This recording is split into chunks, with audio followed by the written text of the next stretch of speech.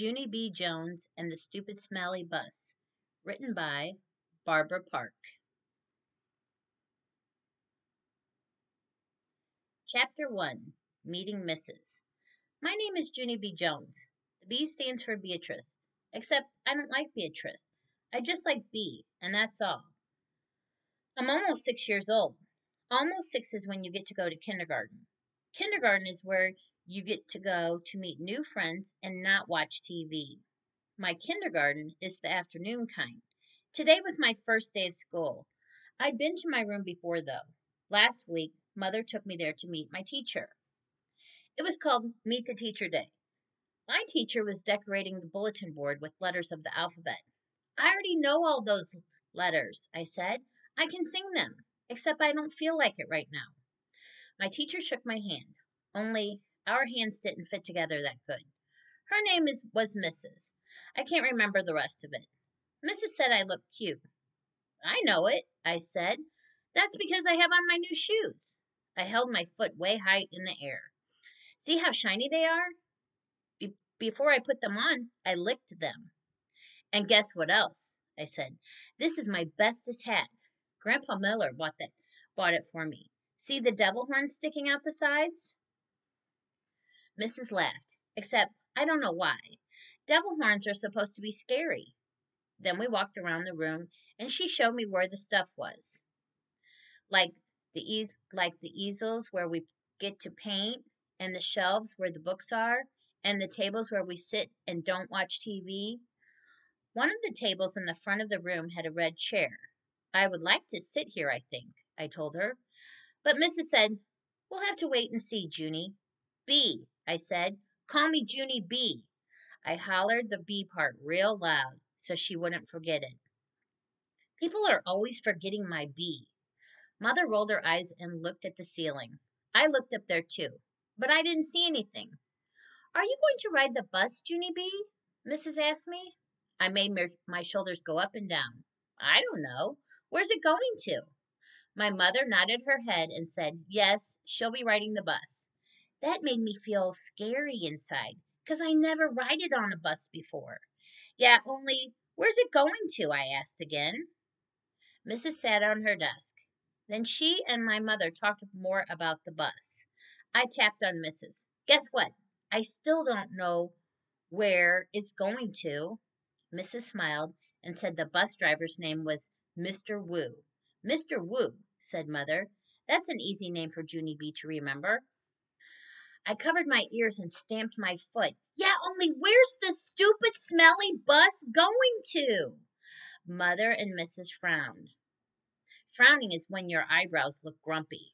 Watch yourself, Missy, said Mother. Missy's my name when I'm in trouble. I looked down at my shoes. They didn't look as shiny as they did before. Just then another mother and a boy came in, and Mrs. went off to talk to them instead of me. I don't know why, though. The boy was hiding behind his mother and acting very babyish. I can beat that boy up, I think. After that, my mother sat me down and explained about the bus. She said it's yellow, and it's called a school bus, and it stops at the end of my street. Then I get on it and sit down, and it takes me to school. And then your teacher will meet you in the parking lot, said Mother. Okay, Junie B, won't that be fun? I nodded the word yes, but inside my head, I said the word no. Chapter 2, Feeling Squeezy. I stayed scared about the bus for a whole week, and last night when my mother tucked me into bed, I still felt sickish about it. Guess what? I said. I don't think I want to ride that bus to kindergarten tomorrow. Then my mother rumpled my hair. Oh, sure you do, she said. Oh, sure I don't, I said back. Then Mother kissed me and said, it'll be fun. You'll see. Just don't worry. I did, though. I worried very much. And I didn't sleep so good either. And this morning I felt very droopy when I got up. And my stomach was squeezy. And I couldn't eat my cereal. And so I watched TV until Mother said it was time to get ready to go. Then I put on my skirt that looks like velvet and my new fuzzy pink sweater. And I ate half a tuna sandwich for lunch. After that, Mother and I walked to the corner to wait for the bus. And guess what? There was another mother and little girl there, too. The little girl had curly black hair, which is my favorite kind of head. I didn't say hello to her, though, 'cause she was from a different street. That's why. Then finally, this big yellow bus came around the corner, and the brakes screeched very loud, and I had to cover my ears. Then the door opened, and the bus driver said, "Hi, I'm Mr. Wu. Hop on." Except I didn't hop on, 'cause my legs didn't want to. "I don't think I want to ride this bus to kindergarten," I told Mother again. Then she gave me a little push. "Go on, Junie B," she said. "Mr. Wu is waiting for you. Be a big girl and get on." I looked up at the windows. The little girl with curly black hair was already in the bus. She looked very big sitting up there and kind of happy. "Look how big that little girl is acting, Junie B," said Mother. "Why don't you sit right next to her? It'll be fun, I promise." And so I got on the bus, and guess what? It wasn't fun. Chapter 3: The Stupid Smelly Bus. The bus wasn't like my daddy's car at all. It was very big inside, and the seats didn't have any cloth on them. The little curly girl was sitting near the front, and so I tapped on her. "Guess what?" I said. "Mother said for me to sit here." "No," she said. "I'm saving this seat for my best friend, Mary Ruth Marble." Then she put her little white purse on the place where I was going to sit. And so I made a face at her. "Hurry up and find a seat, young lady," said Mr. Wu. And so I quick sat down across from the curly mean girl, and Mr. Wu shut the door. It wasn't a regular kind of door, though. It folded in half, and when it closed, it made a whishy sound. I don't like that kind of door. If it closes on you by accident, it will cut you in half, and you will make a squishy sound. The bus made a big roar. Then a big puff of black, smelly smoke came out the back end of it. It's called bus breath, I think. Mr. Wu drove for a while, and then the brakes made that loud, screechy noise again. I covered my ears so it wouldn't get inside my head, 'cause if loud, screechy noises get inside your head, you have to take an aspirin. I saw that on a TV commercial. Then the bus door opened again, and a dad and a boy with a grouchy face got on. The dad smiled. Then he plopped the grouchy boy right next to me. "This is Jim," he said. "I'm afraid Jim isn't too happy this afternoon." The dad kissed the boy goodbye, but the boy wiped it off his cheek. Jim had on a backpack. It was blue. I love backpacks. I wish I had one of my very own. One time I found a red one in a trash can, but it had a little bit of gushy on it, and Mother said no. Jim's backpack had lots of zippers. I touched each one of them. 1, 2, 3, 4, I counted. Then I unzipped one. "Hey, don't!" yelled Jim. He zipped it right up again. Then he moved to the seat in front of me. I hate that Jim.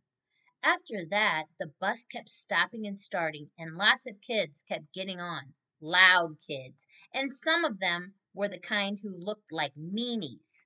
Then the bus began getting very noisy and hot inside, and the sun kept shining down on me and my fuzzy hot sweater. And here's another hot thing. I couldn't roll down my windows because it didn't have a handle, and so I just kept on getting hotter and hotter. And it smelled in the bus, too. The bus smelled like an egg salad sandwich. "I want to get off of here," I said right out loud. But nobody heard me. I hated in this stupid, smelly bus. Then my eyes got a little bit wet. It wasn't crying, though, 'cause I'm not a baby, that's why. After that, my nose started running. Only the bus didn't have a glove department, which is where you keep the travel tissues, of course, and so I had to wipe my nose on my fuzzy pink sweater sleeve. Then I stayed on the bus for about an hour or 3, until finally I saw a flagpole and a playground. That meant we were at kindergarten. Then Mr. Wu drove the bus into the parking lot and stopped. I jumped up very fast, 'cause all I wanted to do was get off that stupid smelly thing. Only guess what? That Jim pushed right in front of me. And the curly mean girl did too. And then people started squishing me real tight, and so I pushed them away, and they pushed me right back. That's when I fell down, and a big foot stepped on my skirt that looks like velvet. "Stop it!" I yelled. Then Mr. Wu hollered, "Hey, hey, hey, hey!" And he picked me up and helped me off the bus. Mrs. was waiting for me just like Mother said. "Hi, I'm glad to see you," she called. Then I ran over to her and I showed her the big footprint on my skirt that looks like velvet. Yeah, only look what happened. I got stepped on, and so now I'm soiled. Mrs. brushed it. "Don't worry, Junie," she said. "It'll come off." After that, I folded my arms and made a frown. 'Cause guess what? She forgot my B again. Chapter 4. Me and Lucille and some other kids.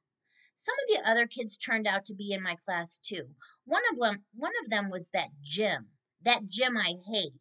Mrs. made us line up. Then we followed her to our room. Its name is Room 9. There were other kids waiting by the door. When Mrs. unlocked it, everyone squeezed in all at once. That Jim stepped on my new shoe. He made a scratch mark on my shiny toe. The kind of scratch that licking won't fix. "Hey, watch it, you dumb Jim!" I hollered at him. Mrs. bent down to me. "Let's try to use our quiet voice while we're in school," she said. I nodded nicely. "I hate that Jim," I said in my quiet voice. After that, Mrs. clapped her hands together very loud. "I want everyone to find a chair and sit down as fast as you can," she said. That's when I ran to the table with the red chair. Only guess what? There was already someone sitting there, a girl with little red fingernails. And so I tapped on her and I said, "I would like to sit there, I think." "No," she said, "I am." "Yeah, only I already picked that chair out," I told her. And ask my mother if you don't believe me." But the girl just shook her head no. And then Mrs. clapped her loud hands again and said, "Please find a seat." And so then I had to quick sit down in a stupid yellow chair, the same stupid color as the stupid yellow bus. After that, Mrs. walked to a big closet in the back of the room. It's called the supply closet. She got out boxes of new pointy crayons and some white circles. Then she passed them out, and we had to print our names on the circles and pin them to our fronts. It was our first work. "If you need help spelling your name, raise your hand," said Mrs. I raised my hand. "I don't need help," I told her. "Grandma Miller says I print beautifully." I used red, but then a mistake happened. I made my Junie too big, and there wasn't any room left for my B. And so I had to squish it in very tiny at the bottom. "I hate this stupid dumb circle," I hollered. Mrs. made the shh sound and gave me a new one. "Thank you," I said nicely. "Grandma Miller says I print beautifully." The girl with the little red fingernails was faster than me. She showed me her circle and pointed to her letters. "Lucille. That spells Lucille," she said. "I like that name of Lucille," I said, "'cause guess why? Seals are my favorite animals. That's why." Then Mrs. passed out drawing paper, and we drew pictures of our family. Mrs. put a happy face sticker on mine. It was very good, except I made my father too teeny, and my mother's hair looked like sticks.